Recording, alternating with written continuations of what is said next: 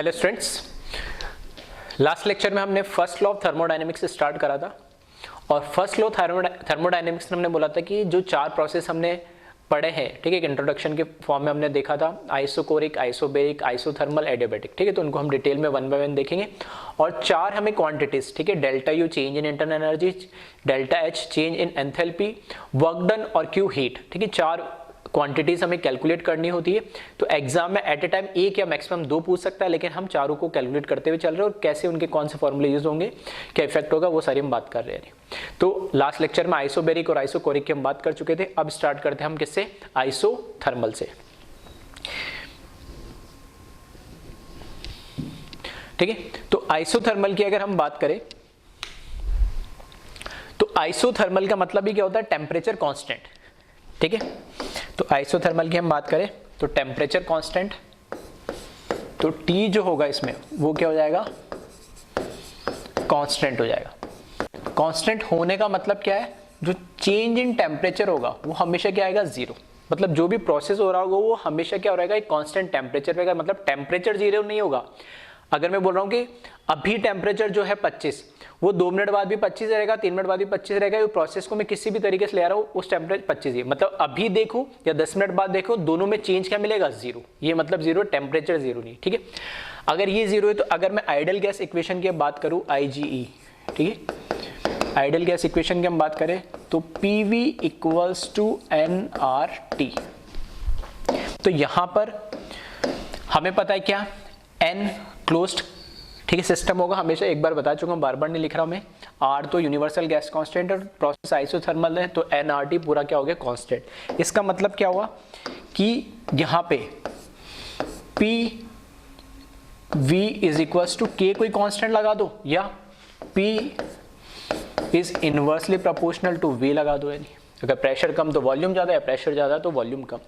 तो इसके अकॉर्डिंग, ठीक है, इसके अकॉर्डिंग हम इसको क्या लिख सकते हैं, ऐसे, यहां से ऐसे भी लिख सकते हैं, इससे P1 V1 is equals to P2 V2, और एक तरीका और है क्या लिखने का, इसको ऐसे भी लिख सकता हूं मैं, P1 upon P2 is equals to V2 upon V1, ठीक है।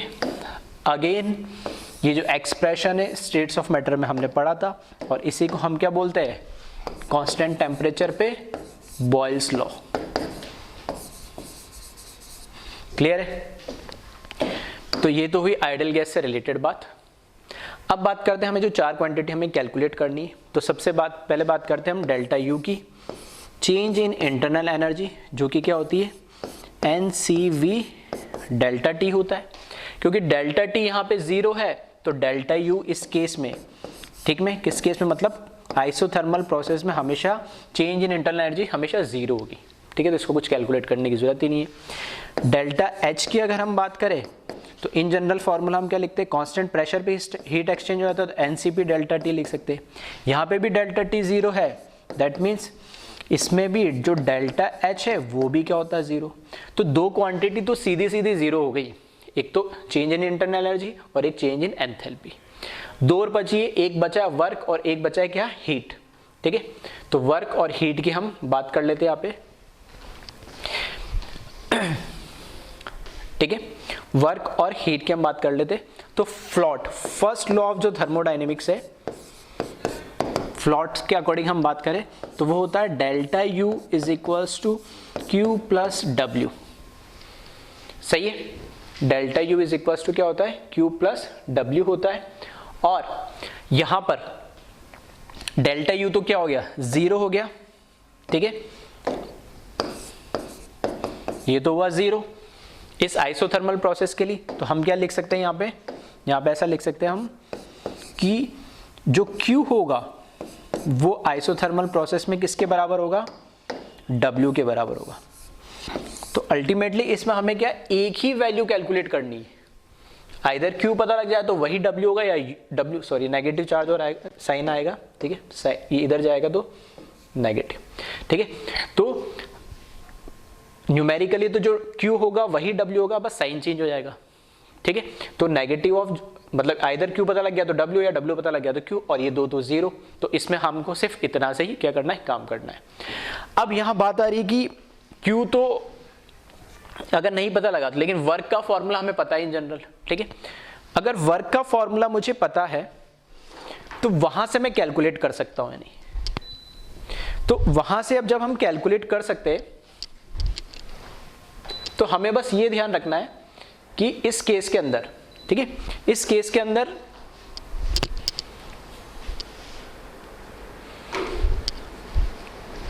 तो हमें यह ध्यान रखना है कि इस केस में वर्क कैसे कैलकुलेट किया जाए, ठीक है। तो वर्क कैलकुलेट करने के लिए मुझे यह जरूर पता होना चाहिए, क्योंकि वर्क क्या होता है, negative integral of P external dV. अब पी एक्सटर्नल कैसा है, क्या कांस्टेंट है, क्या वेरिएबल है, ठीक है। तो वो डिपेंड करेगा कौन से प्रोसेस पे।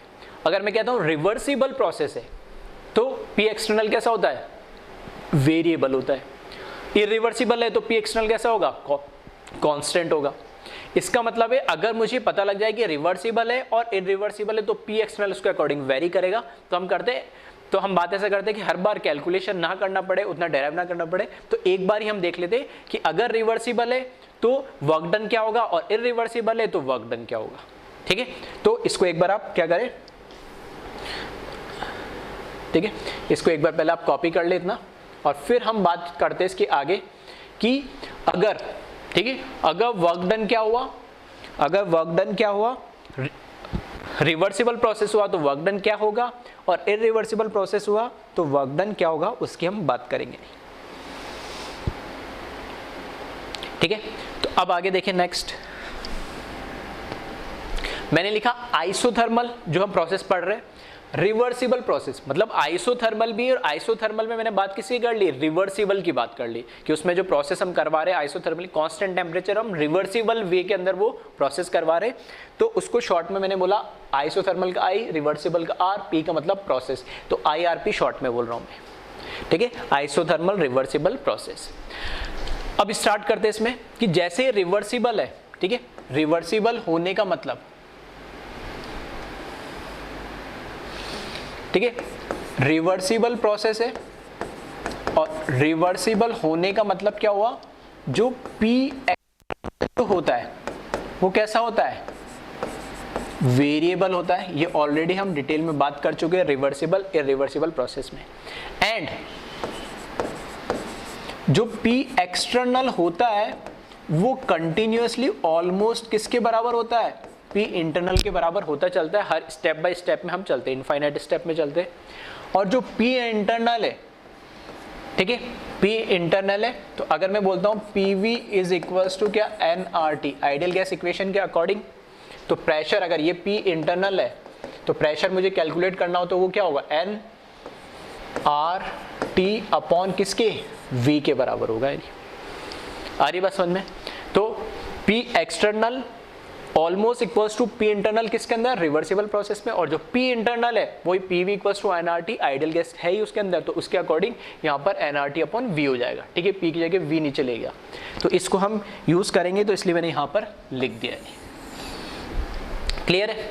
अब आ जाए वर्क डन का फॉर्मूला हमें पता ही है, तो यहाँ पे मैं लिख रहा हूँ W, और कौन सा वर्क डन है, IRP का, तो मैं नीचे लिख रहा हूँ IRP, work done of IRP, isothermal reversible process की बात हो रही है, which is equals to negative of V1 से V2 P एक्सटर्नल DV। सही है, यही फॉर्मूला हमने पढ़ा था। अब जो इसमें P एक्सटर्नल है, P एक्सटर्नल किसके बराबर लिख सकता हूं मैं, P इंटरनल के, और P इंटरनल को क्या लिख सकता हूं मैं, nRT अपॉन V, तो वही कर दिया मैंने, negative of integral of V1 upon V1 से V2, और यहाँ पर मैंने लिखा nRT upon V into DV, क्योंकि प्रोसेस कैसा, आइसोथर्मल, तो N और R तो कांस्टेंट थे, और आइसोथर्मल की वजह से T भी कांस्टेंट, तो ये तीनों कांस्टेंट इंटीग्रल के साइन के बाहर आ जाएंगे, और यहाँ पर WIRP को हम लिखेंगे नेगेटिव ऑफ N R और T, ये तो आगे बाहर, और अब इंटीग्रल करना है मेरे को lower limit V1 upper limit V2 DV upon V, मतलब कैसा हो गया ये 1 upon x, dx upon x हो गया, तो 1 अपॉन एक्स का इंटीग्रेशन करना है, और 1 अपॉन एक्स का इंटीग्रेशन करोगे तो क्या होता है, ln x होता है, ठीक है। फिजिक्स में ये पढ़ाई होगा, बेसिक मैथ्स वालों को तो पता ही है, और नीट वालों ने, ठीक है, बायो वालों ने फिजिक्स में इतना बेसिक पढ़ाई होगा। तो ये हो जाएगा ln v, ये लोअर लिमिट और ये अपर लिमिट, सही है। फिर आ जाए यहाँ पे जो IRP है, ठीक है, उसको क्या लिख सकता हूँ मैं, नेगेटिव nRT, ये तो as it is limit put कर दी मैंने, तो ये क्या हो जाएगा ln v2 minus ln v1, सही है। log ln का मतलब इसका बेस e है, log का मतलब होता है बेस 10, ठीक है, तो ln है यहाँ पे, तो बेस e है इसका, और log की प्रॉपर्टी यूज कर रहे हैं, log m minus log n क्या होता है, log m अपॉन n, ठीक है, तो इसको मैं कैसे लिख सकता हूँ, या और दूसरा क्या करूँ, नेगेटिव को अंदर में मल्टीप्लाई कर दूँ, पहले ये कर लो, तो इस केस में ये उल्टा हो जाएगा, ये हो जाएगा nRT, तो ये एज इट इज, ठीक है, और ये नेगेटिव हो जाएगा और ये नेगेटिव नेगेटिव पॉजिटिव हो जाएगा, तो मैं ऐसे बोल सकता हूँ, इसको उल्टा लिख देंगे, इसको ln v1 minus ln v2 हो जाएगा ये, ठीक है। अब लगा दो लॉग की प्रॉपर्टी, तो WIRP is must be equals to nRT और यहाँ पे ln v1 अपॉन v2 हो जाएगा। तो आइसोथर्मल प्रोसेस के अंदर अगर मुझे वर्क डन निकालना है रिवर्सिबल के लिए, या रिवर्सिबल आइसोथर्मल प्रोसेस के लिए अगर मुझे वर्क डन निकालना है, तो यहाँ पे, ठीक है, नेगेटिव को हटाओ या लगाओ वो तुम्हारी इच्छा है, तो यहाँ पर मैं नेगेटिव को हटा दिया, नहीं हटाएंगे तो v2 अपॉन v1 हो जाएगा, ठीक है, तो ln v1 अपॉन v2। अगर तुम्हें आइसोथर्मल प्रोसेस है, ठीक है, नंबर ऑफ मोल्स दे रखे, टेम्परेचर दे रखे, वॉल्यूम दे रखे, तब तो फॉर्मूला लगाओगे ये। इन केस मान लो नंबर ऑफ मोल्स दे रखा, टेम्परेचर दे रखा, लेकिन वॉल्यूम नहीं दे रखा, प्रेशर हमें दे रखा उस आइसोथर्मल प्रोसेस का, तब क्या करोगे, तब आप क्या करोगे, क्योंकि ये आइसोथर्मल प्रोसेस के अंदर हमें पता है according to Boyle's law v2 upon v1 की जगह अपन क्या लिख सकते हैं, p1 अपॉन p2, या उल्टा कर दूं, क्योंकि हमें हमारे पास वहां क्या लिखा है, v1 अपॉन v2 लिखा है, तो उसकी जगह क्या लिख दूंगा मैं, p2 अपॉन p1, तो इसको प्रेशर के फॉर्म में भी कन्वर्ट कर सकते, तो यहीं पे मैं लिख रहा हूँ इसको, इसकी जगह मैंने क्या करा, nRT, ये तो एज इट इज लिखा, और v1 अपॉन v2 की जगह क्या लिख देंगे, p2 अपॉन p1 आ जाएगा, तो ln p2 अपॉन p1, ठीक है। तो ये फाइनली हमारे पास क्या है, वर्क डन आया किसका, आइसोथर्मल रिवर्सिबल प्रोसेस का, यानी तो इस फॉर्मूले को डेराइव कैसे हुआ मैंने बता दिया, और इसको डायरेक्ट याद रखे वो ज़्यादा अच्छा होगा, डेराइव करने में थोड़ा आपको टाइम लगेगा एग्जाम में, ठीक है, टाइम बचेगा। और ये कहाँ से आया, तो हमने पढ़ा है कि आइसोथर्मल के अंदर, ठीक है, आइसोथर्मल के अंदर क्या होता है, आइसोथर्मल के अंदर क्या होता है, v1 अपॉन जो v2 होता है वो p2 अपॉन p1 होता है, वहाँ से मैंने ये दो रिलेशन लिखे, क्लियर है। अब इसमें एक प्रॉब्लम और आ जाती है कि मान लो कभी, जैसे ये फॉर्मूला कब यूज़ करूँगा, जब मुझे आइसोथर्मल प्रोसेस तो लेकिन टेम्परेचर भी पता होना चाहिए, नंबर ऑफ मोल्स भी पता होना चाहिए, वॉल्यूम भी, तीन तो वैल्यू मुझे पता होना चाहिए, v1 v2। ये प्रोसेस कब यूज़ करूँगा, जब मेरे को नंबर ऑफ मोल्स, टेम्परेचर या फिर प्रेशर पता हो। अगर मान लो मेरे पास प्रेशर पता है, वॉल्यूम पता है, लेकिन नंबर ऑफ मोल से टेम्परेचर नहीं पता, तब क्या करूँगा मैं, यानी, ठीक है, तब इसको फर्दर मैं और थोड़ा सा मॉडिफाइड कर देता हूँ, ठीक है। तो यहाँ मैं लिख रहा हूँ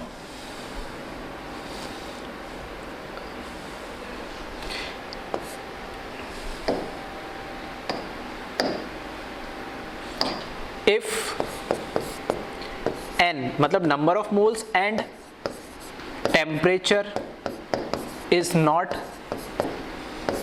given for isothermal reversible process, ठीक है। तो उस केस में अगर नॉन मोल्स दे रखा, ना टेम्परेचर, मतलब कुछ तो दे रखा होगा, तो क्या क्या दे रखा होगा, so if pressure and volume, और कौन से इनिशियल फाइनल दोनों जोड़ लेना है, इज गिवन, ये दोनों दे रखो, तब यहां से भी वर्क डन में कैलकुलेट कर सकता हूं। कैसे, क्योंकि मुझे पता है IgE, आइडियल गैस इक्वेशन क्या है, आइडियल गैस इक्वेशन है PV is equals to nRT। ठीक है, अब इसमें ये nRT पूरा कांस्टेंट है, दैट मीन्स मैं इसको कैसे लिख सकता हूँ, P1 V1 is equals to P2 V2 भी लिख सकता हूँ, which is equals to nRT, क्योंकि ये पूरा एक कांस्टेंट टर्म है जिसको मैं क्या लिख सकता हूँ, कोई K भी मान लिया मैंने, मतलब ये पूरा एक कांस्टेंट टर्म है। तो इसका मतलब क्या, जैसा अभी वो लिखा था ना, यही तो फॉर्म है और कुछ नहीं। तो P1 V1 initial pressure initial volume is must be equals to P2 V2 final pressure final volume. ठीक है, वो एक कांस्टेंट के बराबर होना चाहिए। और यहाँ पर क्या लिखा हुआ देखना, nRT। तो इस nRT की जगह या तो मैं आइदर, मुझे सिर्फ एक ही चीज दे रखी हो, इनिशियल प्रेशर या इनिशियल वॉल्यूम, या फिर फाइनल प्रेशर और फाइनल वॉल्यूम, तो इस nRT की जगह या तो इधर रख दूं मैं या इधर रख दूं, कैसे भी कोई फर्क नहीं पड़ता। ठीक है, अगर मान लो मेरे पास वॉल्यूम इनिशियल और फाइनल दोनों दे रखे और प्रेशर इनिशियल दे रखा, तो फॉर्मूला कौन सा यूज करूंगा मैं, ये। तो वॉल्यूम इनिशियल और फाइनल दोनों आ गया, और टेम्परेचर और मोल्स नहीं दे रखे, तो मैं क्या यूज करूंगा यहाँ पे, P1 V1, सिर्फ इनिशियल प्रेशर दे रखा है। ठीक है, तो उसी के अकॉर्डिंग मैं यहाँ पे लिखा हूं।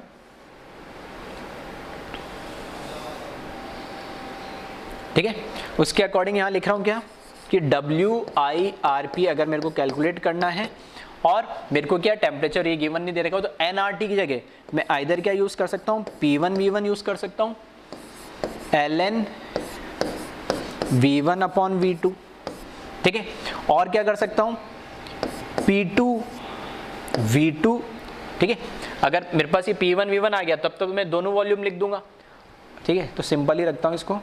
और अगर मेरे पास क्या आ जाए, ठीक है, अगर मेरे पास क्या आ जाए, प्रेशर दोनों आ जाए, प्रेशर दोनों आ जाए, तो मैं क्या लिख दूंगा, P2 V2 लिख दूंगा, और यहाँ पे प्रेशर की ले लूंगा, यानी दोनों टर्म P2 P1। ठीक है, तो अल्टीमेटली तुम्हें क्या इंफॉर्मेशन न्यूमेरिकल में गिवन दे रखी है, तुम्हें क्या डेटा गिवन दे रखा है, उसके अकॉर्डिंग मैं फॉर्मूले में मॉडिफाइड कर लूंगा। तो ये भी लिख सकते हैं अगर वॉल्यूम दे रखा हो, ये भी लिख सकते हैं अगर प्रेशर दे रखा हो, अगर टेम्परेचर नहीं दे रखा हो, सिर्फ वॉल्यूम इनिशियल और फाइनल और इनिशियल प्रेशर दे रखा हो, तब ये यूज कर लूंगा। अगर मुझे प्रेशर दोनों दे रखा हो, फर्स्ट और फाइनल, ठीक है, और वॉल्यूम फाइनल दे रखा हो, तो ये यूज कर सकता हूँ, कैसे भी आपकी जैसे इच्छा हो। ठीक है, तो एक ये भी ध्यान रखें। तो अल्टीमेटली दो फॉर्म मैंने बता दिए, और एक फॉर्म भी आपको याद है तो रटने की जरूरत है नहीं, वैसे आप उससे कर सकते हो आइडियल गैस इक्वेशन को यूज करके।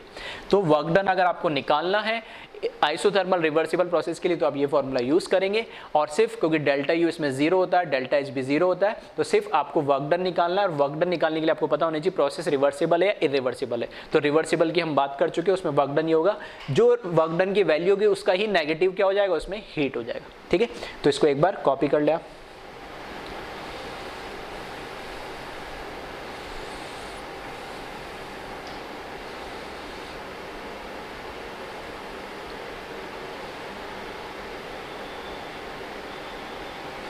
ठीक है, तो वीडियो पॉज करके इसको एक बार आप कॉपी कर लीजिए।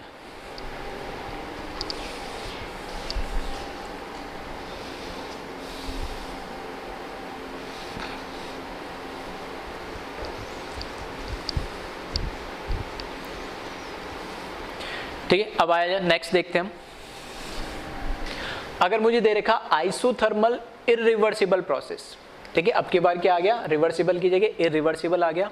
और इरिवर्सिबल का मतलब क्या है कि प्रोसेस कैसा हो रहा है, एक स्टेप में हो रहा है, एक या हो सकता है दो स्टेप में भी हो, तीन स्टेप में हो, लेकिन फाइनाइट स्टेप में हो रहा है, और शॉर्ट में इसको IIP मैंने लिखा है। इसमें भी हमें वर्क डन ही कैलकुलेट करना है। तो जैसे मैंने बोला इरिवर्सिबल प्रोसेस, ठीक है, इरिवर्सिबल का मतलब आते ही जो P एक्सटर्नल होगा वो क्या हो जाता है, कांस्टेंट हो जाता है। ये बात हम ऑलरेडी कर चुके हैं, तो बस फिर तो और आसान हो जाता है। अगर मुझे वर्क डन कैलकुलेट करना है isothermal irreversible process, that means IIP का, तो फॉर्मूला लगा दूं negative of V1 to V2 P external into DV। P external इसमें कांस्टेंट होता है, तो इसको मैंने क्या करा, इंटीग्रल के साइन के बाहर ले लिया, और इंटीग्रल करना है मेरे को सिर्फ V1 और V2 DV का। सही है, कुछ नहीं दे रखा है, मतलब इंटीग्रल ऑफ क्या करना है, 1 करना है, और 1 का इंटीग्रेशन करेंगे तो इंटीग्रेशन ऑफ 1 करोगे dx के रेस्पेक्ट में x आता है, और dv के रेस्पेक्ट में करोगे 1 का इंटीग्रल तो क्या आएगा, v आएगा। ठीक है, तो यहाँ पर नेगेटिव P एक्सटर्नल v और lower limit v1 upper limit v2 integral हो गया इसका। तो WIIP is equals to negative of P external और यहाँ से क्या हो जाएगा, ये V2 माइनस V1 आ जाएगा। ये तो हुआ एक फॉर्मूला इरिवर्सिबल का। फिर से वही बात, सिर्फ प्रेशर और वॉल्यूम आपको दे रखा हो, P एक्सटर्नल आपको दे रखा हो, ठीक है, P एक्सटर्नल दे रखा हो और इनिशियल वॉल्यूम और फाइनल वॉल्यूम दे रखा हो, तो आप ये फॉर्मूला अप्लाई करिए और आइसोथर्मल इरिवर्सिबल प्रोसेस का क्या करें आप, वर्क डन कैलकुलेट कर लो।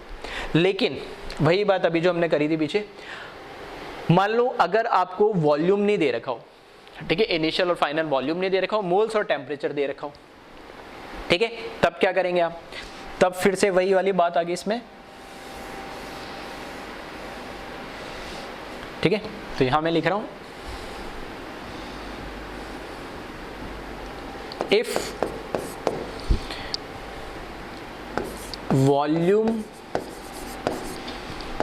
is not given in the problem and moles and temperature, ठीक है, moles and temperature is given, तब क्या करोगे आप, तब क्या करोगे यहाँ पे, तो WIIP आइसोथर्मल इरिवर्सिबल प्रोसेस के लिए माइनस P एक्सटर्नल और यहाँ पे देखना मैं यहाँ लिख रहा हूँ PV इक्वल्स टू nRT, ये है हमारा IG। अब मैं कह रहा हूँ क्योंकि मेरे को वॉल्यूम नहीं गिवन दे रखा है, तो क्योंकि आइसोथर्मल प्रोसेस है तो मान ली इनिशियल है P1 V1 और ये तो nRT कांस्टेंट रहेगा ही, और यही किसके बराबर हो जाएगा, P2 और V2 के भी हो जाएगा।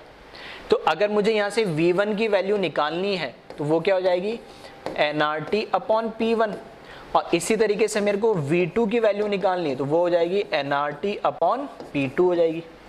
आ रही बस समझ में। तो यहाँ से मैंने V1 की वैल्यू निकाली है तो यहाँ V2 की जगह रखना है, तो ये हो जाएगा nRT अपॉन P2 माइनस यहाँ पर हो जाएगा nRT अपॉन P1। तो ये फॉर्मूला हम यूज करेंगे। आ रही बात समझ में। तो ये तो मैंने बताया, रेफरेंस दिया है किस तरीके से इसको करा है हमने आया ये चीज़ें, क्योंकि आइसोथर्मल रिवर्सिबल प्रोसेस है, ठीक है, ये सब क्या तीनों कांस्टेंट है यानी। तो एक बार मैंने एक ही साथ लिख दिया, ठीक है, एक बार इन दोनों को इक्वेट करके यहाँ से V1 की वैल्यू निकालेंगे, एक बार इन दोनों को इक्वेट करके यहाँ से V2 की वैल्यू निकालेंगे, तो इस तरीके से ये फॉर्मूला आ जाएगा।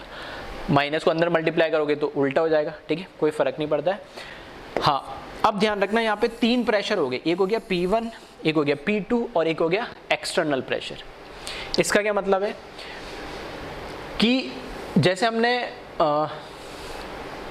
प्रोसेस देखा था कि अगर मैं कह रहा हूं मेरे पास है ना, अगर मेरे पास कोई सिस्टम है इस तरीके से, ये कोई मैंने बनाया क्लोज सिस्टम है ना,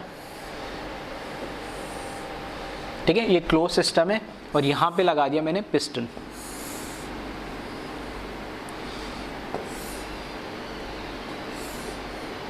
ठीक है, ये पिस्टन है।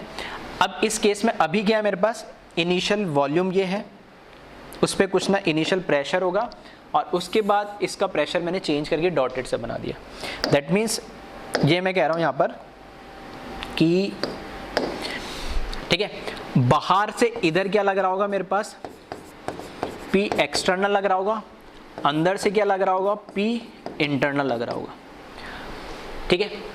अब इसमें कुछ ना कुछ और होगा, या तो कंप्रेशन और होगा या एक्सपांशन होगा। तो अभी के लिए मैंने मान ली ये क्या, पिस्टन ऊपर चला रहा है, मतलब एक्सपांशन हो रहा है, एक्सपांशन हो रहा है। तो इनिशियली मैंने मान लिया इनिशियल इसका प्रेशर क्या है, यहाँ पे P1 है, बाहर प्रेशर है P एक्सटर्नल, फिर इसके ऊपर यहाँ जब गया तो यहाँ मैंने मान लिया इसका प्रेशर है P2, जब पिस्टन यहाँ से यहाँ चला गया तो इसका प्रेशर है P2। तो या तो क्वेश्चन में गिवन दे रखा हो कि इस प्रेशर से ये प्रेशर था पहले इतना, मतलब ऊपर कब मूव करेगा, ऊपर तब मूव करेगा जब अंदर का प्रेशर क्या हो जाएगा, बढ़ जाएगा। उल्टा बोल दो, बाहर का प्रेशर क्या हो जाए, कम हो जाए, ठीक है। तो P1 से P2 प्रेशर ये वैल्यू गिवन दे रखी हो, ये दे रखी हो, और एक्सटर्नल प्रेशर गिवन दे रखा हो। कई बार होता है कि ना एक्सटर्नल प्रेशर नहीं दे रखा होता है या P2 फाइनल प्रेशर नहीं दे रखा हो, दोनों में से एक चीज मैक्सिमम टाइम में होता है, ये तो इनिशियल तो दे रखा होगा, लेकिन कई बार P एक्सटर्नल नहीं दे रखा होता, P2 दे रखा होता, या कई बार P2 दे रखा होता फाइनल प्रेशर, एक्सटर्नल प्रेशर नहीं दे रखा होता। क्यों? क्योंकि रीजन ये है कि जब P1 से P2 जब आप मूव करोगे, ठीक है, P1 से आप जब इधर से यहाँ इस पॉइंट से यहाँ पॉइंट इस पॉइंट पे जाओगे, तो उस समय क्या हो रहा होगा कि ये तब तक मूव करता रहेगा जब तक कि बाहर का प्रेशर और अंदर का प्रेशर क्या नहीं हो जाए, बराबर हो जाए। नहीं आ रही मेरी बात सुन? तो उस केस के अंदर बाहर क्या प्रेशर होगा वही होगा P एक्सटर्नल, और अंदर क्या प्रेशर होगा वो P2 हो जाएगा। इस वजह से, आ रही मेरी बात समझ? तो इस वजह से कई बार P2 नहीं दे देता, कभी P एक्सटर्नल दे देता। बाय डिफॉल्ट ये हमें समझना होता है कि अगर P एक्सटर्नल दे रखा है तो वही P2 होगा, या P2 दे रखा है तो वही P एक्सटर्नल होगा। हाँ, अगर किसी में स्पेसिफिक मेंशन कर दिया इनिशियल प्रेशर ये, एक्सटर्नल प्रेशर ये, और बाहर इनिशियल फाइनल प्रेशर और एक्सटर्नल प्रेशर तीनों मेंशन कर रहे हैं, तब तो फॉर्मूले में तीनों की वैल्यू रख दो आप, ठीक है। और अगर तीनों नहीं दे रखे तो जो फाइनल प्रेशर होगा उसी को P एक्सटर्नल हम क्या कर लेंगे, कंसिडर कर लेंगे, ठीक है। तो ये स्पेशली किसके अंदर ध्यान रखना, आप न्यूमेरिकल्स के अंदर आप ध्यान रखना है, ठीक है। तो यहां मैं लिख देता हूं, ये है P1 है इनिशियल प्रेशर, P2 है फाइनल प्रेशर, और P एक्सटर्नल तो आपको पता ही है ये क्या है, एक्सटर्नल प्रेशर, ठीक है। और इसमें नोट बना के आप लिख ले, ठीक है। नोट क्या लिखना है आपको, अगर आपको फाइनल प्रेशर नहीं दे रखा है, ठीक है, ठीक है, if final pressure is not given in numerical, ठीक है, स्पेशली then P2 ही क्या हो जाएगा, P एक्सटर्नल हो जाएगा। इस चीज का भी आप ध्यान रखें, लेकिन देख लेना हमेशा नहीं, कब जब नहीं दे रखा हो। क्लियर है? तो इस तरीके से यहां से हम वर्क डन कैलकुलेट कर सकते हैं, किसका, आइसोथर्मल इरिवर्सिबल प्रोसेस का भी, नहीं, ठीक है। तो इसको भी एक बार वीडियो आप पॉज करें और कॉपी कर ले।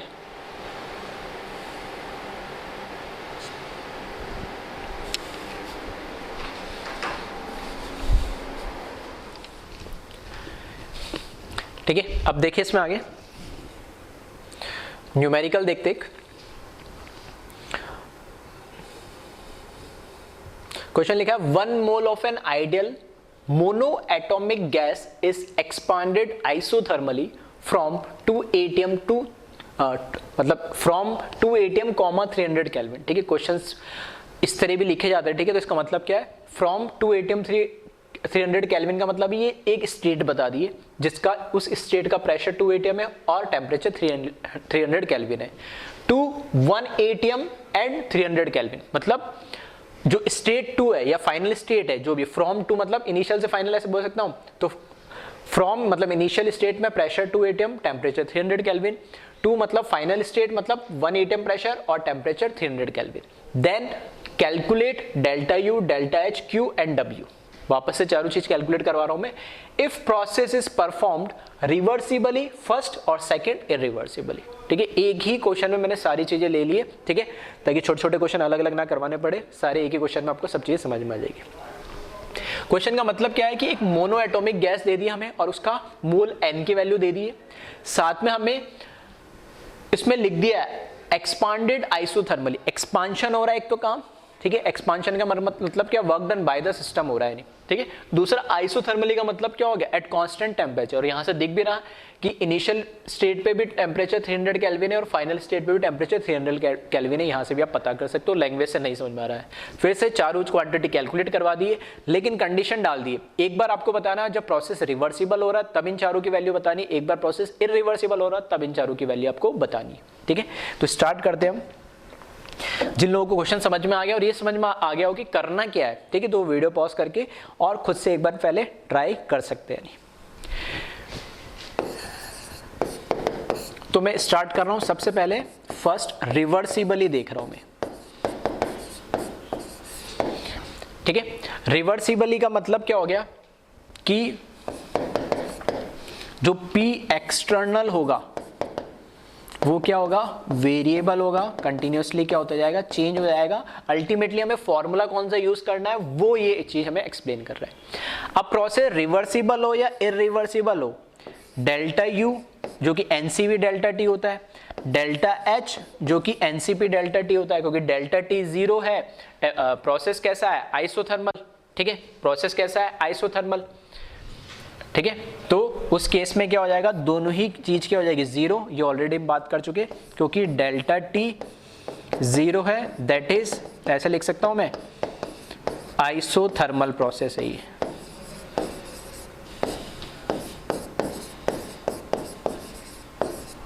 क्लियर है? तो ये तो रिवर्सिबल हो इरिवर्सिबल हो कोई फर्क नहीं पड़ता, आइसोथर्मल होते डेल्टा टी जीरो हुआ, डेल्टा जी जीरो होते ही ये दो वैल्यू तो जीरो हो गई। अब Q और W में से मुझे एक्चुअल कैलकुलेट क्या करना है, सिर्फ W करना है और उसकी जो वैल्यू आएगी उसको नेगेटिव कर दूंगा तो Q आ जाएगा। तो रिवर्सिबल प्रोसेस के लिए हमने देखा है W क्या होता है, आइसोथर्मल रिवर्सिबल प्रोसेस, IRP। तो अब देख लो आपको फॉर्मूला कौन सा यूज करना है। नहीं तो हमने पहला फॉर्मूला जो लिखा था वो लिखा था nRT ln, ठीक है, V1 अपॉन V2 या P2 अपॉन P1। तो इसमें देख लें आपको वैल्यू क्या क्या दे रखी है, वॉल्यूम तो कहीं दे नहीं रखा है, हाँ, लेकिन प्रेशर दे रखा है इनिशियल और फाइनल, मतलब P1 P2 दे रखा है, P1 P2 दे रखा है, N मोल्स दे रखा, R तो मुझे पता ही होता है बाय डिफॉल्ट क्या होता है, और T टेम्परेचर भी दे रखा है। तो मैं डायरेक्ट फॉर्मूला यहाँ से यूज कर लूंगा, nRT ln, ठीक है, क्या यूज करूंगा, प्रेशर वाला टर्म यूज करूंगा, वो जो कि क्या हो जाएगा, P2 अपॉन P1 हो जाएगा। यानी तो कौन सा फॉर्मूला अप्लाई करना वो तुम्हें क्वेश्चन पढ़ के समझना पड़ेगा, नहीं, ठीक है। अच्छा, फिर भी किसी को दिक्कत आ रही हो, है ना, फिर भी किसी को दिक्कत आ रही हो तो मैं चलो नीचे मेंशन कर दूंगा, चलो अभी तो मैंने लिख दिया, क्या क्या डेटा हमें दे रखा है वो भी चाहो तो पहले लिख सकते हो, क्या गिवन डेटा है मेरे पास, ठीक है। तो यहां से देखें, n की वैल्यू ये दे रखी है 1, r की वैल्यू डिपेंड करोगे, एज सच मैंने क्वेश्चन में कुछ लिखा नहीं है तो मैं अभी इसको r को r ही रहने दे देता हूँ, ठीक है। इसकी वैल्यू 2 यूज कर सकते हो, अगर कैलोरी में पूछा है इसने वर्क डन, या जूल में पूछा तो 8.315 यूज करो, तो अभी r रहने देता हूँ। इनटू टेम्परेचर यहाँ मुझे दे रखा है 300 केल्विन है, आइसोथर्मल है तो टेम्परेचर तो कांस्टेंट रहेगा, ln P2 फाइनल प्रेशर मुझे 1 दे रखा है और इनिशियल प्रेशर कितना दे रखा है 2, तो ये कितना हो जाएगा 1/2। तो ln 1/2 को मैं क्या लिख सकता हूँ, ऊपर जाएगा तो 2 की पावर -1 हो जाएगा और -1 का आ जाएगा सामने आ जाएगा, आ रही बात समझ में, तो नेगेटिव आ जाएगा सामने वर्क डन के, और ln 2 की वैल्यू, ठीक है, वो हमने लिखी। अगर ln 2 की वैल्यू नहीं है तो 2.303 से मल्टीप्लाई करके log 2 की वैल्यू आपको पता है 0.3 होती है, वैसे कर सकते हो। और वैसे अगर आपको पता, अगर किसी को नहीं पता तो ln 2 तो याद रख सकते हो, ln 2 का मतलब है बेस जिसका e है उसकी वैल्यू होती है 0.7, और log 2 का log का मतलब होता है जिसका बेस 10 होता है उसकी वैल्यू होती है 0.3। ln को log में कन्वर्ट करने के लिए आपको 2.303 से इसको मल्टीप्लाई करना पड़ेगा, तब ये कन्वर्ट हो जाएगा, ठीक है। तो यहां पर हम देखें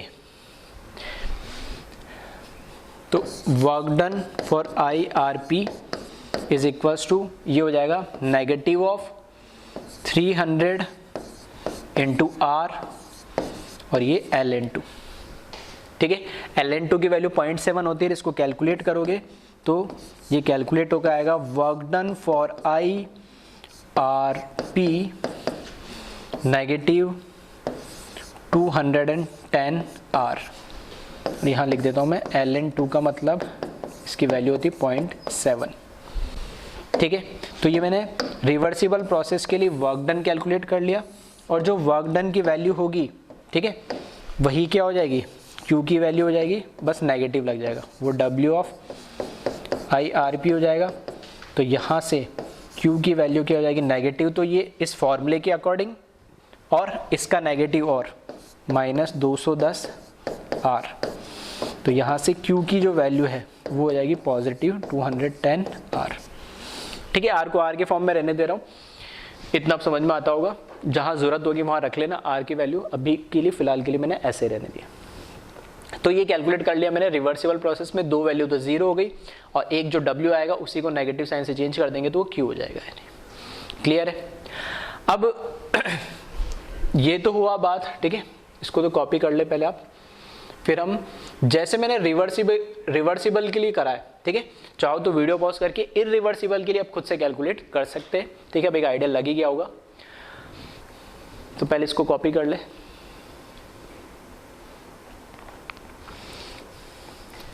ठीक है, तो अब मैं बात कर रहा हूं इरिवर्सिबल के लिए, ठीक है। तो यहां पे सेकंड में ले लेता हूं इरिवर्सिबल के लिए।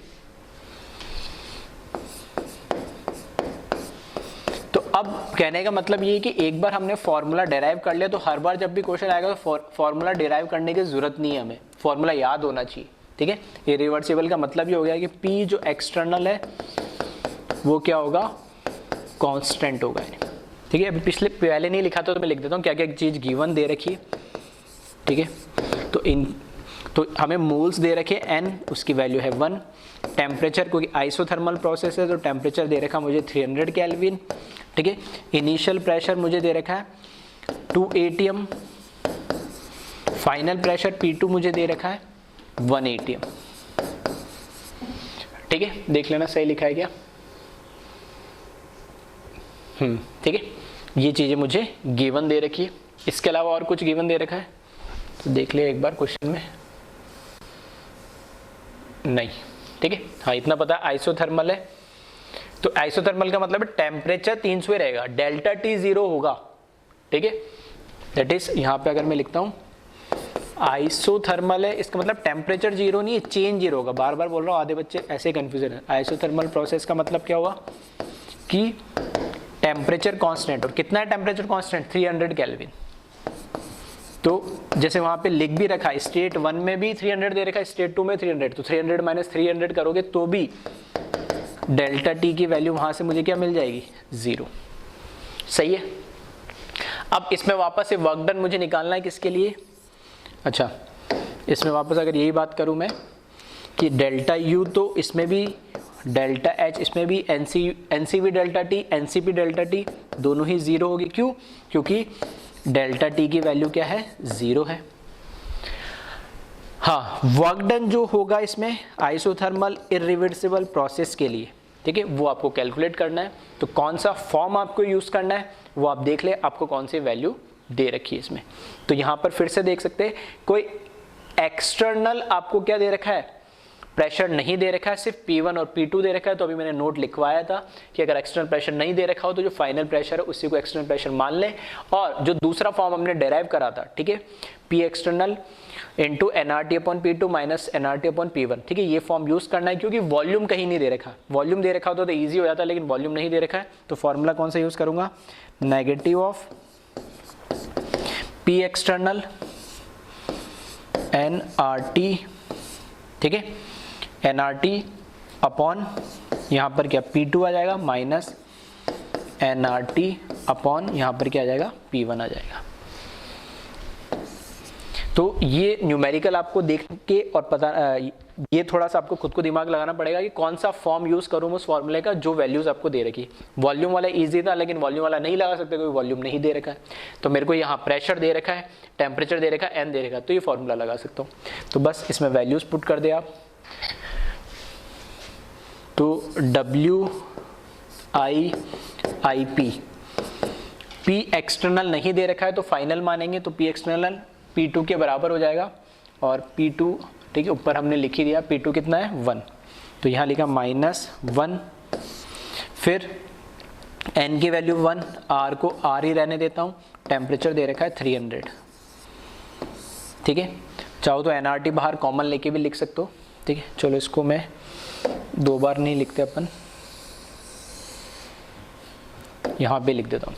इसको कैसे लिख सकते हो, negative of P external into nRT, तो यहाँ पर आपको सिर्फ क्या लिखना है, 1 upon P2 minus 1 upon P1, तो 2 बार nRT लिखने की जरूरत नहीं है, ठीक है। तो P एक्सटर्नल की वैल्यू लिखी 1 इंटू R, n की वैल्यू 1, फिर R की वैल्यू R इंटू T की वैल्यू 300, फिर ब्रैकेट में 1 अपॉन P2 की वैल्यू 1/1 माइनस 1/2 P1 की वैल्यू, तो 1 माइनस हाफ कितना हो जाएगा, हाफ, और इसको कैलकुलेट कर ले तो कितना आ जाएगा, 150 आ जाएगा ये।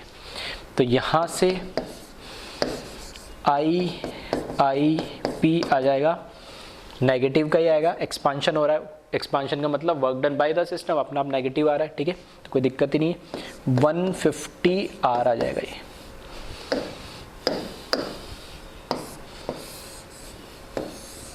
ठीक है, अब इसमें आपको Q निकालना है, तो बस वापस वही करना है आपको, क्या Q की जो वैल्यू होगी इरिवर्सिबल के लिए वो नेगेटिव ऑफ वर्क डन हो जाएगी, तो यहाँ पे नेगेटिव और इसका नेगेटिव, तो वापस ये क्या हो जाएगा पॉजिटिव, तो यहाँ पे जो Q की वैल्यू आएगी वो पॉजिटिव 150 R हो जाएगी।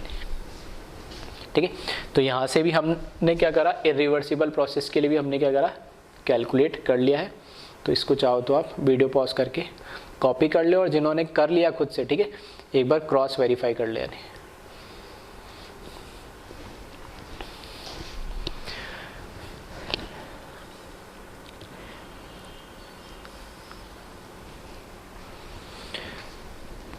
ठीक है, अब यहाँ से कंक्लूजन जो मैं बताने वाला हूँ, ध्यान से सुनना। कंक्लूजन ये है, ठीक है, एक होमवर्क भी आपके लिए छोटा सा। कंक्लूजन पहला तो ये कि यहाँ पे आप देखोगे वर्क डन की वैल्यू कितना दे रखा, -150 R। ये किसके लिए, इरिवर्सिबल। एक ही सिस्टम में, एक सिस्टम को एक बार मैंने वर्क करवाया इरिवर्सिबल तरीके से, और उसी सिस्टम में मैंने एक बार वर्क करवाया रिवर्सिबल से, लेकिन वर्क डन क्या मिल रहा है, दोनों में अलग अलग मिल रहा है, जो कि हमने रिवर्सिबल इरिवर्सिबल में पढ़ा था। अब वहां और चीज हमने क्या पढ़ी थी कि जो इरिवर्सिबल वर्क, इरिवर्सिबली जब हम किसी में वर्क कराते तो वो क्या होता है, मैक्सिमम नहीं होता है, वो मिनिमम टाइप होता है ना। किस केस में, अगर मैं अभी जैसे बोले यहाँ पे एक्सपांशन, चलो वो इतना नहीं जाते हम, चलो ऐसे बात कर लेते हैं। इरिवर्सिबल में देखोगे तो सिर्फ नेगेटिव सिंबल तो हमें ये बता रहा है work done by the system है, यानी एक्सपांशन है। नेगेटिव का मतलब यही है, एक्चुअल तो क्या 150 R है इसका वर्क डन। और इसी तरीके से अगर मैं बात करूं यहाँ पर, ठीक है, जो दूसरी वैल्यू है रिवर्सिबल के लिए, ये वैल्यू है रिवर्सिबल के लिए, इसमें जो हमें वर्क डन मिल रहा है वो कितना मिल रहा है, -210 R। नेगेटिव फिर अगेन क्या है, एक्सपांशन हो रहा है इसलिए, यानी work done by the system है, और 210 R उसकी वैल्यू है। तो वर्क डन रिवर्सिबल में 210 है, इरिवर्सिबल में 150 R है। तो किस में ज्यादा है, रिवर्सिबल में। तो हमने बात करी थी कि जो रिवर्सिबल में जो वर्क मिलता है, ठीक है, न्यूमेरिकली मैंने प्रूव कराई है कि रिवर्सिबल में जो वर्क मिलता है वो मैक्सिमम मिलता है जब work done by the system होगा, यानी मतलब एक्सपांशन होगा। इसका उल्टा हो जाएगा कब, work done on the system होगा या कंप्रेशन होगा, तब वर्क डन रिवर्सिबल में कम होगा और इरिवर्सिबल में ज्यादा हो जाएगा। दूसरी चीज, अगर मैं सेम प्रोसेस, जैसे अभी मैंने क्या करा, एक कंटेनर लिया और उसका क्या करा, मैंने एक्सपांशन करा, ठीक है, एक्सपांशन करा, 2 ATM से लेके 1 ATM ले गया मैं, एक्सपांशन हुआ।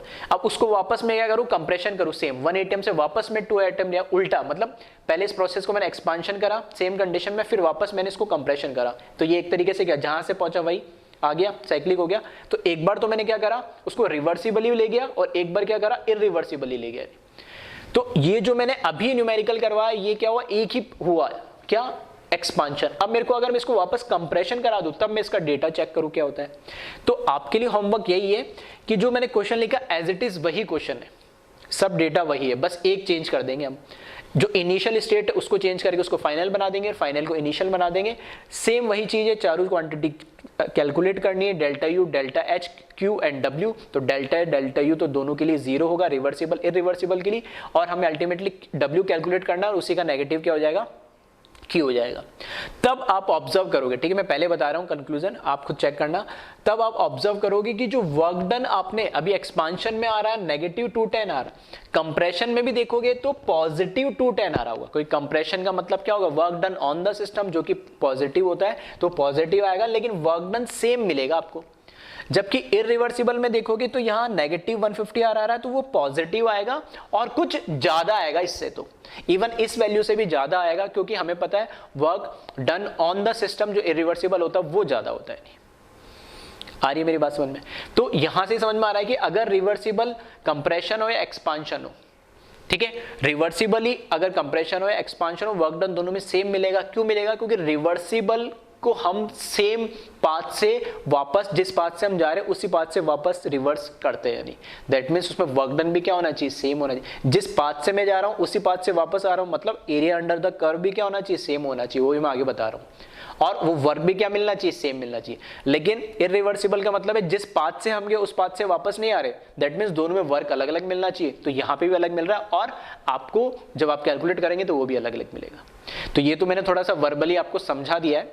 अब आप खुद से उस न्यूमेरिकल को ट्राई करेंगे और जो मैंने कंक्लूजन बोला उसको आप खुद, ठीक है, प्रूव करके देखेंगे। तो होमवर्क लिख ले, ये तो पहले आप इसको कॉपी कर लेना, ठीक है, आई थिंक कर लिया होगा। और होमवर्क लिख ले, आपको इसी के कंटिन्यू में क्वेश्चन लिख लेना, ठीक है। इसमें जो चेंज है वो चेंज मैं अब यहां कर रहा हूं, ठीक है, मैं यहां पे चेंज कर रहा हूं। और चेंज क्या कर रहा हूं, सेम क्वेश्चन है, यहां फ्रॉम टू गया ना, तो इसको बस इतना चेंज कर दे रहा हूं। और क्या चेंज है यहां पे, इधर 1 की जगह क्या कर दे रहा हूं मैं, 2, और 2 की जगह क्या कर दे रहा हूं मैं, 1 कर दे रहा हूं। सेम क्वेश्चन लिख लेना, यहां आ जाएगा 1 ATM टू 2 ATM, और एक वर्ड और चेंज करना पड़ेगा, कौन सा, जो मैंने यहाँ पे लिखा एक्सपांडेड, ठीक है, ये लिखा ना एक्सपांड, इसकी जगह मेरे को क्या लिखना पड़ेगा, कंप्रेस्ड।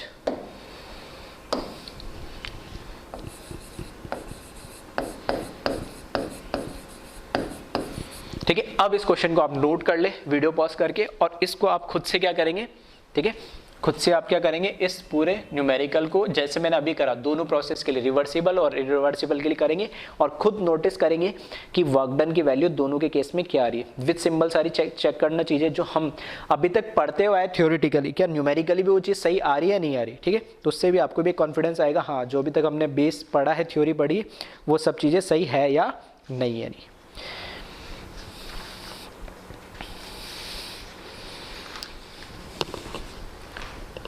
ठीक है, नोट कर लिया होगा क्वेश्चन। अब हम बात करते हैं ग्राफ की। तो मैंने पहले लिखा है यहां पे PV graph of IRP and IIP for expansion, ठीक है। एक्सपांशन कर रहा हूं मैं यहां पर, ठीक है। तो ध्यान से समझना मैं क्या बताना चाह रहा हूं यहां पे।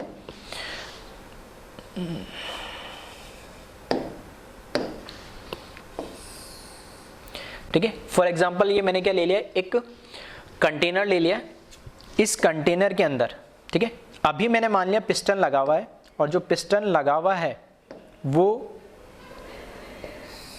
इस जगह पे, यानी ठीक है, इस जगह पे यहाँ पे पिस्टन लगा हुआ है। और इसको मैं अगर समझाऊं, अभी जो लास्ट न्यूमेरिकल है उससे ही मैं रिलेट करते हुए अगर समझाऊं, तो मैं कह रहा हूं कि अभी फर्स्ट कंडीशन में जो पहला न्यूमेरिकल था जिसमें हम एक्सपांशन कर रहे थे, तो पहला जो कंडीशन थी स्टेट 1 में 300 केल्विन टेम्परेचर कांस्टेंट आइसोथर्मली, और प्रेशर कितना था 2 ATM। तो अभी ये पिस्टन यहाँ रुका हुआ, प्रेशर 2 ATM का मतलब है बाहर 2 ATM प्रेशर है, दैट मीन्स अंदर भी क्या है 2 ATM प्रेशर है।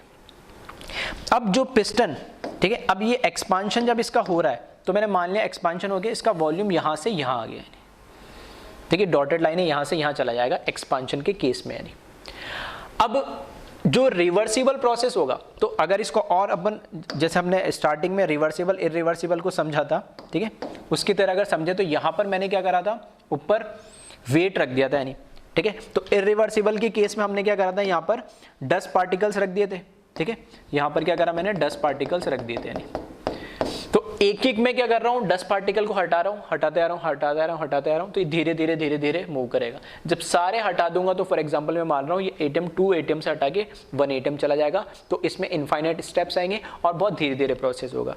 तो उस केस के अंदर, ठीक है, उस केस के अंदर जो हमारा रिवर्सिबल वाला जो ग्राफ होगा, ठीक है, ये जो रिवर्सिबल वाला ग्राफ है आइसोथर्मल रिवर्सिबल प्रोसेस, ठीक है, और किसके लिए है, एक्सपांशन के केस में, जो अभी मैं बता रहा था। तो उस केस में फॉर एग्जांपल मैंने मान लिया अभी, ठीक है, एक्सपांशन में क्या होगा, वॉल्यूम बढ़ेगा, ठीक है, और प्रेशर क्या होगा, कम होगा।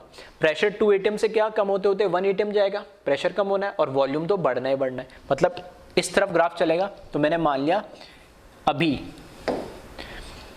यहां पर मेरा है ये इनिशियल पॉइंट, इस इनिशियल पॉइंट के करस्पॉन्डिंग, ठीक है, इस इनिशियल पॉइंट के करस्पॉन्डिंग मुझे यहां पर मिलेगा, इस इनिशियल पॉइंट के करस्पॉन्डिंग मैंने मान लिया यहां पर मिलेगा मुझे वॉल्यूम, ठीक है, और यहाँ पर मिलेगा मुझे क्या, प्रेशर। ठीक है, तो इसको मैंने मान लिया यहाँ पर ये V1 वॉल्यूम है और ये क्या है, P1 प्रेशर। इनिशियली वॉल्यूम जो भी था फिक्स, प्रेशर मैंने मान लिया 2 atm था न्यूमेरिकल के अकॉर्डिंग अगर मानो। अब मैंने क्या करा, उसका वॉल्यूम बढ़ता गया, एक्सपांशन में बढ़ेगा और प्रेशर कम होता जाएगा। तो मैंने मान लिया यहाँ पर, ठीक है, यहाँ पर ये एक पॉइंट है और इसके करस्पॉन्डिंग इधर मुझे मिलेगा वॉल्यूम और इसके करस्पॉन्डिंग यहाँ मुझे मिलेगा प्रेशर। ठीक है, वो प्रेशर कितना होगा यहाँ पर न्यूमेरिकल के अगर अकॉर्डिंग में बात करूँ तो ये 1 atm हो जाएगा और वॉल्यूम जो भी बढ़ा है उसके अकॉर्डिंग जो हमें पता नहीं है, लेकिन ये बढ़ेगा। तो अगर मैं ग्राफ की बात करूँ तो जो ग्राफ होगा, ठीक है, जो ग्राफ होगा वो P1 से कहाँ जाएगा, P2 जाएगा, हल्का सा कर्वेचर नेचर का आएगा। ठीक है, हल्का सा कर्वेचर नेचर और डायरेक्शन क्या होगी इसकी, ये होगी कि प्रेशर तो एक्सपांशन के केस में कम होगा तो ये कम हो रहा है टॉप टू बॉटम, और वॉल्यूम बढ़ेगा तो लेफ्ट टू राइट ये बढ़ रहा है। ठीक है, अब यहां से ये मेरा इनिशियल पॉइंट मैंने मान लिया, इसको A पॉइंट कह दिया, इसको मैंने कह दिया B पॉइंट। तो A टू P जब मैं मूव कर रहा हूं, ठीक है, A टू B जब मैं मूव कर रहा हूं तो A टू B मूव करने पे, ठीक है, A टू B, ठीक है, A टू B मूव करने पे क्या हो रहा है कि ये मेरा क्या हो गया, एक्सपांशन हो गया। अब A टू B के अंदर जो कर्व का एरिया आ रहा है, ठीक है, ध्यान रखना, जो कर्व का एरिया आ रहा है वही एरिया अंडर द कर्व होगा। कौन सा, ये इस एरिया की बात कर रहा हूं मैं, ये एरिया अंडर द कर्व है, इसे हमें कैलकुलेट करना पड़ेगा और वही हमें क्या बताएगा, वर्क डन बताएगा। अब मैं बात करता हूं आइसोथर्मल इररिवर्सिबल प्रोसेस की।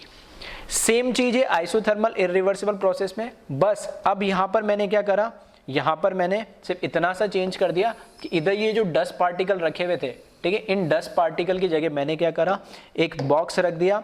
ठीक है, और एक बॉक्स रखा, उस बॉक्स का जो ठीक है, उस बॉक्स का जो वेट है सेम उतना ही लिया जितना वो डस्ट पार्टिकल का था। ठीक है, तो ये मैंने एक बॉक्स ले लिया और इसमें डस्ट पार्टिकल्स भर दिए। अब जो इररिवर्सिबल के केस में होगा, एक्सपांशन केस में, अब एक एक तो हटा नहीं सकता, इस पूरे ब्लॉक को मैं क्या करूंगा, हटाऊंगा नहीं। अब जैसे इस पूरे ब्लॉक को मैंने हटाया तो अभी के लिए मैंने मान लिया कि अंदर कितना है, अंदर प्रेशर कितना है, यहां पर था 2 atm प्रेशर था। ठीक है, तो बाहर भी कितना होगा, 2 atm, तभी तो यहां रुका हुआ ये। जैसे ही मैं बॉक्स को हटाऊंगा, तो जैसे ही बॉक्स को हटाया तो मैंने मान लिया अब बाहर जो प्रेशर आ गया वो कितना हो गया, 1 atm हो गया। यानी जैसे मैंने हटाया उसका प्रेशर कितना हो गया, 1 atm। लेकिन क्या हटाते ही थोड़ी चला जाएगा, जैसे ही हटाया, हटाते प्रेशर 1 atm हुआ और ये एक्सपांड होना शुरू हो गया। यानी मतलब बाहर का प्रेशर पहले 2 atm था, अंदर भी और बाहर भी 2 atm था, लेकिन जैसे मैंने ब्लॉक को हटाया तो बाहर का प्रेशर कम हुआ और कितना हो गया, वो 1 atm होगा अकॉर्डिंग टू न्यूमेरिकल, मतलब कम हो गया। तो प्रेशर जैसे कम हुआ और अंदर ज्यादा है बाहर कम है, तो अब ये क्या करेगा, ऊपर मूव करना शुरू करेगा, एक्सपांड होना शुरू करेगा। तो हम जो कहते हैं ना इररिवर्सिबल में कांस्टेंट प्रेशर होता है, वो ये कांस्टेंट प्रेशर हटाने के बाद जो प्रेशर है वो तो फिक्स हो गया, ये थोड़े टाइम के साथ चेंज हो रहा है। हाँ, एक्सपांशन भी हो रहा है और प्रेशर भी फिक्स है, यानी लेकिन एक्सपांशन क्यों हो रहा है, क्योंकि अंदर प्रेशर ज्यादा हो गया और बाहर प्रेशर कम हो गया, इसलिए हम उसको बोलते हैं पी एक्सटर्नल कांस्टेंट है। मतलब कांस्टेंट मतलब 1 atm, मैं से बोल सकता हूं एक्सटर्नल के constant external pressure that is 1 atm के अगेंस्ट वो क्या होगा, एक्सपांड होगा। यानी तो अब मैं अगर इसकी बात करूं कि इसमें कर्व में कैसे मैं इसको दिखाऊंगा, ठीक है, कर्व में मैं कैसे इसको दिखाऊंगा, तो इसको देखें ध्यान से। फिर से मैं कह रहा हूं कि इनिशियल पॉइंट तो दोनों के लिए क्या था, सेम ही था। तो मैंने, ठीक है, इसी के सामने ये ए पॉइंट मार्क कर दिया और इसी के सामने यहां पर मैंने क्या करा, ये बी पॉइंट मार्क कर दिया। इसी के करस्पॉन्डिंग, ठीक है, इसी के करस्पॉन्डिंग आप देख ले, ठीक है, इसी के करस्पॉन्डिंग यहां पर मुझे मिलेगा एक वॉल्यूम V1, यहां मिलेगा वॉल्यूम V2 और यहां से मिलेगा प्रेशर P1, ठीक है, यहां से मिलेगा प्रेशर P2। तो ये हो गया V1 V2, ये हो गया P2 और ये P1। ठीक है, स्टार्ट हम यहाँ से कर रहे हैं, ये A पॉइंट है, ये B पॉइंट है। ठीक है, चलो इसको मैं हटा देता हूँ। अब हो क्या रहा है, देखो इस केस में तो कंटिन्यू एक दाने हटाएंगे, यानी एक पार्टिकल हटाएंगे, तो प्रोसेस धीरे धीरे यूं चल रहा है। अब इस केस में एक ही झटके में मैंने पूरा वेट हटाया, तो यहां पर प्रेशर कितना, प्रेशर 2 atm, और यहां प्रेशर कितना है, मैंने मान लिया 1 atm जो फाइनल है। तो जैसे मैंने प्रेशर ब्लॉक हटाया तो वो 2 atm प्रेशर एकदम से कहां पर आ गया, 1 atm पे, मतलब इस पॉइंट पे आ गया, यानी ठीक है, मतलब इस पॉइंट पे आ गया यहां पे। नहीं, फिर से सुनना क्या बोल रहा हूं, जैसे ब्लॉक रखा था तो 2 atm अंदर भी बाहर भी 2 atm, जैसे मैंने ब्लॉक हटाया, ब्लॉक हटाते ही जो 2 atm प्रेशर है वो घटा, एकदम से कितना आ गया, ये फाइनल प्रेशर 1 atm के बराबर आ गया। और 1 atm आने पे, ठीक है, 1 atm जैसे ही प्रेशर आया, ठीक है, 1 atm जैसे ही प्रेशर आया, अब वहां से वॉल्यूम बढ़ना स्टार्ट हुआ और ये इस तरीके से प्रोसेस चले गए, ठीक है। जैसे ही यहाँ पे 2 atm से 1 atm आया और फिर ये क्या होगा, एक्सपांड होना शुरू होगा और ये वॉल्यूम V1 से V2 चला गया। यहाँ पे भी V1 से V2 गया, लेकिन प्रेशर कंटिन्यूअसली चेंज हो रहा था। हमने बोला रिवर्सिबल में चेंज होता है, इरिवर्सिबल में एक्सटर्नल प्रेशर कांस्टेंट होता है। जैसे ही हटाया प्रेशर फिक्स हो गया कांस्टेंट 1 atm और ये एक्सपांड होना शुरू हुआ और यहाँ से इसकी ये एक्सपांशन की डायरेक्शन, इसको मैं बोल सकता हूँ। अब ये मेरे लिए A पॉइंट इसमें और ये मेरा B पॉइंट है। और एरिया अंडर द कर्व की अगर आप बात करोगे तो कौन से एरिया की बात करेंगे, सिर्फ इस जो ये कर्व तो अब इतना ही हमारा जो प्रोसेस तो यही चल रहा है, तो इस एरिया की बात करेंगे। और ये यही तो हमें क्या बताता है, वर्क डन बताता है एरिया अंडर द कर्व। और न्यूमेरिकल भी हम देख चुके कि IRP, ठीक है, न्यूमेरिकल भी हम देख चुके कि किसकी बात हो रही है यहाँ पे, IRP, आइसोथर्मल रिवर्सिबल प्रोसेस, किसके लिए, एक्सपांशन के लिए। जो पहला मैंने न्यूमेरिकल खुद करवाया उसमें वर्क डन ये 210 आ रहा था, तो ये वर्क डन एरिया ज़्यादा दिख रहा है। और ये कितना आ रहा था, 150, तो यहाँ से एरिया कम दिख रहा है, तो यहाँ से भी क्या हो रहा है, प्रूव हो रहा है। नहीं आ रही मेरी बात समझ में, तो ये ग्राफिकल हमने इसको देखा। इसी तरीके से चाहो तो वीडियो पॉज करके, ठीक है, फिर से कंप्रेशन के लिए जो न्यूमेरिकल आपने करा है उसके अकॉर्डिंग, ठीक है, आप खुद ग्राफ उसका बना सकते हैं। नहीं, ठीक है, तो एक बार वीडियो पॉज करके इसको कॉपी कर ले, ठीक है। और अगर कोई, ठीक है, खैर नीचे वाला तो इतना इंपॉर्टेंट है नहीं, वो सिर्फ तुम्हें समझाने के लिए मैंने थोड़ा सा सिर्फ एक फील देने के लिए बना के दिखाया था। नहीं,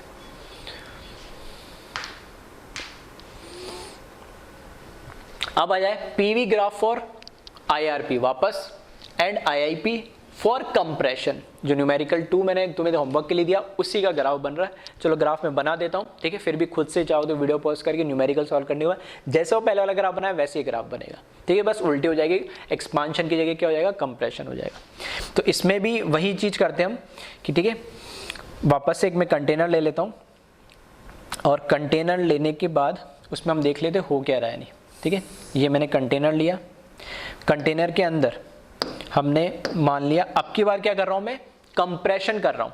तो मैंने मान लिया अब वो कहां पहुंच चुका है, ऊपर पहुंच चुका है, तो यहां पे मेरा पिस्टन पहुंच चुका है और यहां से अब पिस्टन को मेरे को क्या लेके आना है, नीचे लेके आना है। नहीं, ठीक है, इसके ऊपर जैसे हम वेट रखेंगे और यहां पर नीचे लेकर आओगे आप, तो फॉर एग्जाम्पल मैंने मान लिया इधर आ जाएगा ये, या फिर थोड़ा इसको नीचे इधर आ जाएगा। ठीक है, अब इनिशियली वापस हम ये मान लेते हैं कि यहाँ पर क्या है, 10 पार्टिकल रख दिए, किसके लिए, रिवर्सिबल के लिए, जिसमें मैं एक सॉरी अब की बार नीचे लेकर आना है ना, तो बिल्कुल उल्टा हो जाएगा। तो इस केस में क्या है, एक बार में मैं क्या करूँगा, एक ही पार्टिकल रखूँगा, यानी, ठीक है। अब यहाँ तक कंप्रेस करके मेरे को नीचे यहाँ लाना है जहाँ तक ये डॉटेड लाइन दिख रही है।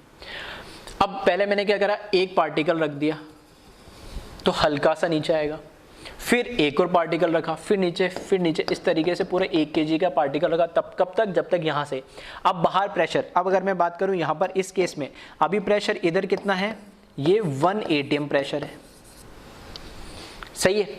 और यहाँ तक जब मैं लाऊंगा इस डॉट तक, तो प्रेशर बढ़ता कितना हो जाना चाहिए, 2 atm। तब तक ये काम मुझे करना है। मतलब जब मैं कंप्रेशन करूंगा तो वॉल्यूम तो क्या होगा, कम होगा, और प्रेशर क्या होता जाएगा, बढ़ता जाएगा, तभी कंप्रेस होगा ये। तो अगर मैं रिवर्सिबल में इसको दिखा रहा हूँ, ठीक है, रिवर्सिबल में अगर मैं इसको दिखा रहा हूँ, IRP के अंदर, आइसोथर्मल रिवर्सिबल प्रोसेस के अंदर मैं इसको दिखा रहा हूँ, तो वॉल्यूम तो क्या होना चाहिए, कम, और प्रेशर क्या होना चाहिए, बढ़ना चाहिए। तो वापस से मैं कह रहा हूँ, यहाँ पर 1 पॉइंट मार्क कर लिया, यहाँ पर मैंने 1 पॉइंट मार्क कर लिया। अगर लेफ्ट टू राइट चलूंगा तो वॉल्यूम क्या होगा, कम, ठीक है, तो यहां से यहां, और टॉप टू बॉटम चलूंगा तो प्रेशर क्या होगा, बढ़ेगा।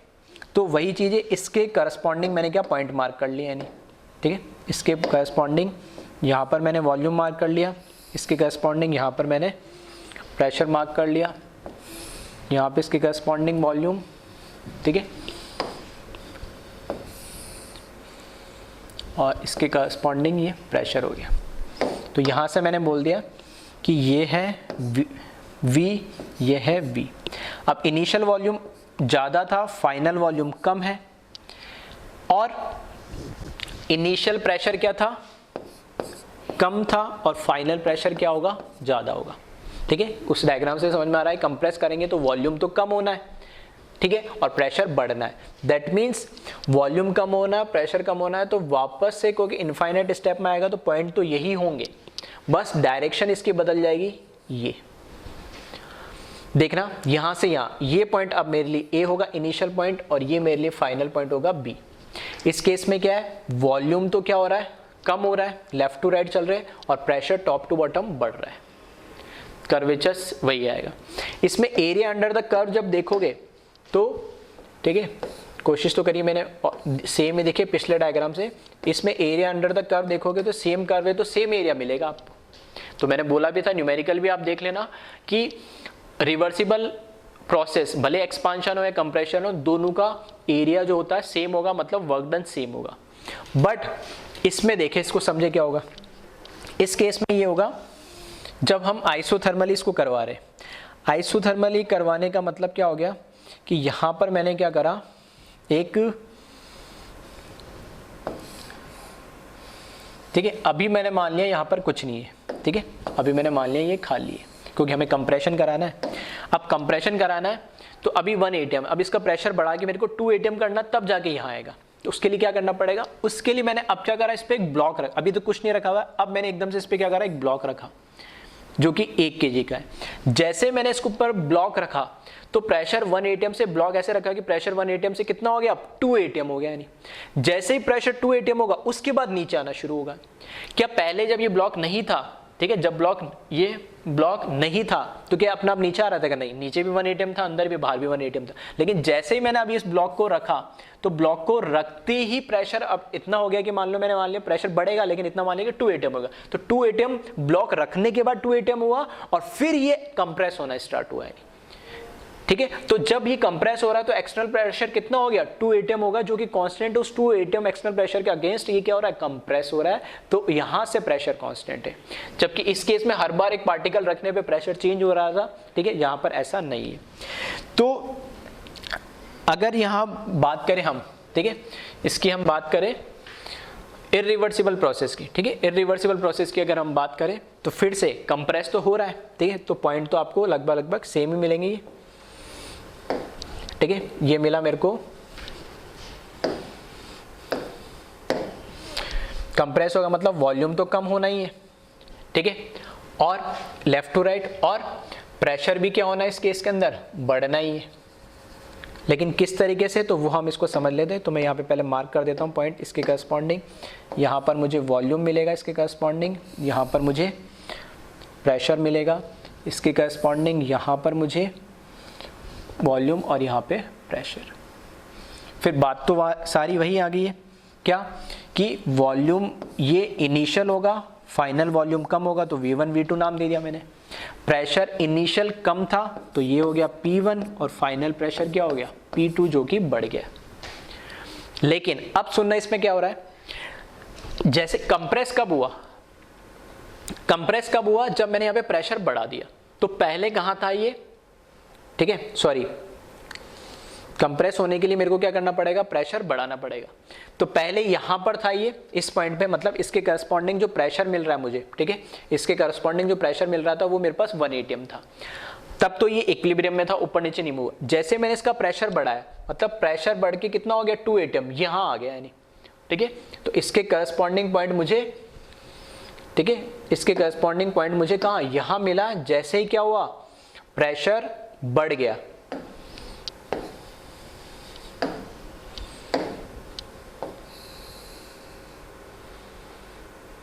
ठीक है, अभी प्रेशर इतना था 1 atm, लेकिन जैसे मैंने ब्लॉक रखा प्रेशर बढ़ा, तो प्रेशर बढ़ा तो इसके करस्पॉन्डिंग मुझे ये पॉइंट मिलेगा यहां पे, ठीक है। तो मैं क्या कह रहा हूं, यहां पॉइंट था, यहां 1 atm प्रेशर था, जो भी गिवन वॉल्यूम था, यहां से जैसे ही ब्लॉक रखा प्रेशर बढ़ा, तो प्रेशर बढ़ के इतना हो गया जितना ब्लॉक के रखने से हुआ, जितना मैंने मान लिया 2 atm। 2 atm प्रेशर होने के बाद अब वॉल्यूम कम होना स्टार्ट होगा, ठीक है। 2 atm प्रेशर होने के बाद अब वॉल्यूम कम होना स्टार्ट करेगा। तो इस केस में यहां पे, ठीक है, इस केस में ये इस तरीके से यहां पर, और डायरेक्शन क्या होगी, ये 1 atm प्रेशर था, वॉल्यूम इनिशियल ये था, जैसे मैंने ब्लॉक रखा प्रेशर बढ़ा तो प्रेशर बढ़ गया, एक झटके में बढ़ गया। लेकिन ऐसा तो नहीं है कि ब्लॉक रखते एकदम से नीचे आ जाएगा, ब्लॉक रखा तो प्रेशर बढ़ा, और प्रेशर बढ़ा उसके बाद ये इसका कंप्रेशन, मतलब पिस्टन नीचे होना शुरू होगा, मतलब वॉल्यूम कम होना शुरू होगा, तो यहां से यहां मूव करेगा। तो इसके लिए ये मेरा ए पॉइंट है स्टार्टिंग, और ये इसके लिए मेरा बी पॉइंट है स्टार्टिंग। और एरिया अंडर द कर्व अब आप देखोगे तो अब इस पूरे एरिया को आपको क्या करना पड़ेगा, कैलकुलेट करना पड़ेगा, कवर करना पड़ेगा, जो हमें बता रहा है एरिया अंडर द क्या है, कर्व। यानी अब आप कंपेयर कर सकते हो, यानी पीछे वाले ग्राफ में आप देखोगे, ठीक है, पीछे वाले ग्राफ में आप देखोगे, इसको भी चलो मैं बड़ा कर देता हूं थोड़ा,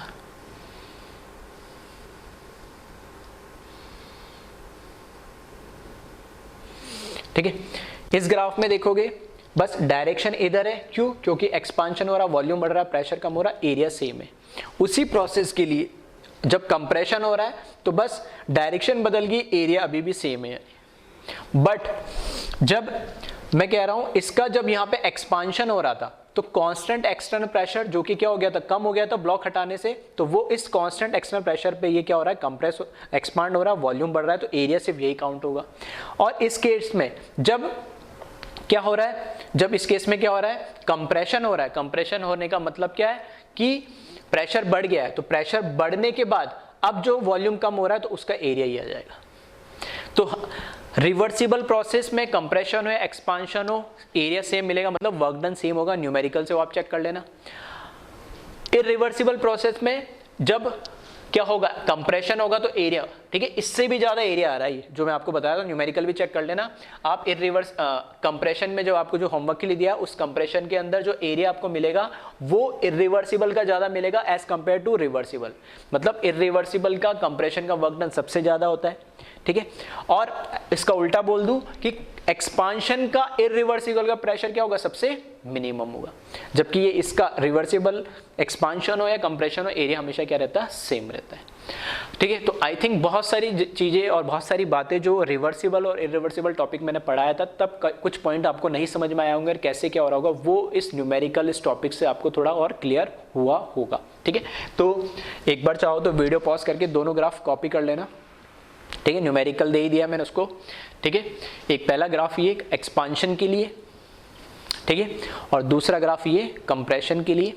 तो वीडियो पॉज करके इसको भी कॉपी कर ले। और किसी को पूरा ही देखना है नीचे कैसे हमने क्या रखा था, ठीक है, तो मैं इसको, ठीक है, तो एक बार इसको फिर से पढ़ लेना और न्यूमेरिकल खुद से कैलकुलेट करके देखना, जो होमवर्क में दिया आपको सारी चीजें क्लियर हो जाएगी। Okay, thank you class.